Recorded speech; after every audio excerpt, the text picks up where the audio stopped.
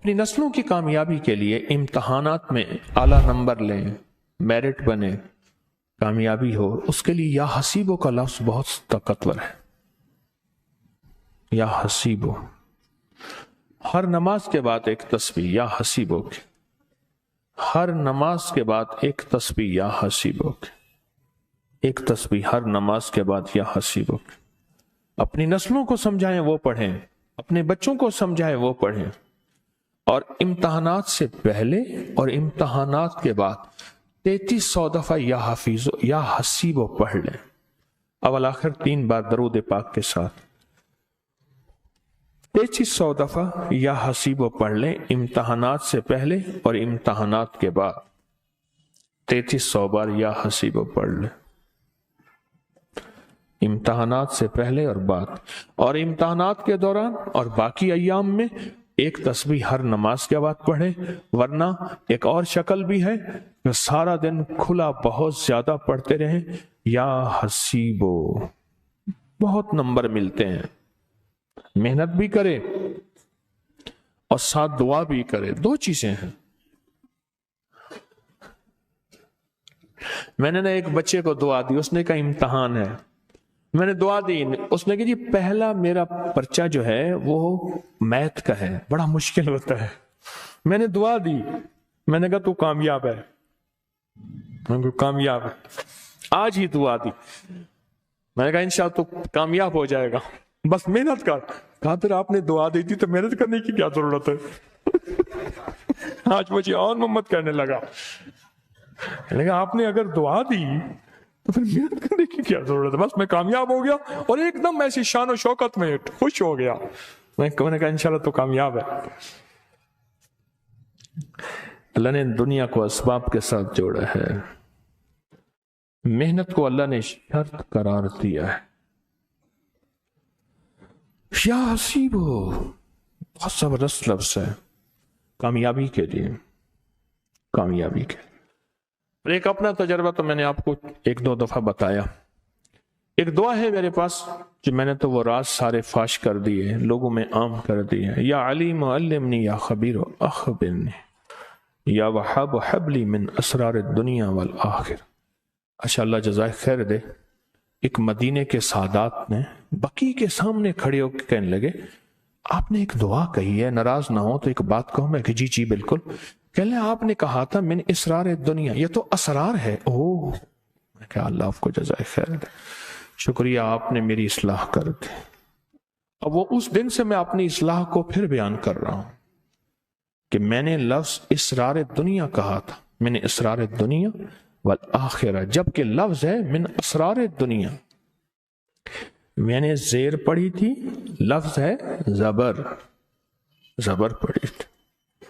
ایک آل رسول نے مجھے مدینہ منورہ میں میری اصلاح کی، اللہ ان کو جزائے خیر دے، ہر پل اصلاح کا محتاج ہوں۔ یہ میں پڑھتا تھا، میرا معمول تھا، پڑھتا تھا۔ میرے ساتھ تو بعض واقعات ایسے ہوئے ہیں کہ میں نے پرچہ آنکھوں سے دیکھ لیا، جو کل آنا ہے اور حل کرنا ہے۔ رات کو میں جلدی سو جاتا تھا، میرے ساتھ میرا ایک تھا، ایک کلاس مجھ سے سینئر تھا، وہ ساری رات بیچارہ پڑھتا، پھر آنکھوں پہ چھینٹے مارتا۔ جوانی یا نیند تو آتی ہے، مجھے آ کے اٹھتا کر تو کیوں سویا ہوا ہے؟ میں کہ مجھے سونے میں تیرا کیا تعلق؟ کہ تو سوتا ہے تو مجھے نیند آتی، تو بھی اٹھ کے بیٹھ۔ میں کہا تو اپنا کام کر، میں صبح اٹھوں گا، کتاب کو دہراؤں گا، اور کتاب کو دہرا کے محض اس کی شان کریمی ہے، ہر سال پوزیشن لیتا تھا، بڑی اچھی پوزیشن لیتا تھا، اور اس کی مجھے اسکالرشپ پیسے ملتے تھے، اور جو میں نے کبھی اپنی ذات پہ خرچ نہیں کیے اور خیر کے کام میں خرچ کیے۔ یہ دعا بڑی طاقتور ہے، یا علیم علمنی یا خبیر اخبرنی یا وہاب حبلی من اسرار الدنیا والآخرہ۔ بہت زبردست دعا ہے۔ اچھا، یہ صرف اس لیے نہیں، زندگی کے بڑے انوکھے نظام کے لیے جو معالج ہے وہ یہ چاہتا ہے کہ میری نبض اور میری تشخیص اور میرا پرکھ ٹھیک ہو، جو کسی انویسٹیگیشن، تحقیق کی دنیا، تفتیش کی دنیا کا شعبہ ہے، کوئی بھی زندگی کا شعبہ ہو، یہ دعا زندگی کے شعبوں میں بڑے کام آتی ہے، اور اس دعا کے سامنے سے بڑے راز، عقدے، پردے ہٹتے ہیں، اور بہت سی آنکھوں کے سامنے سے چیزیں آ جاتی ہیں، بہت سی چیزیں آنکھوں کے سامنے آ جاتی ہیں، پردے ہٹ جاتے ہیں۔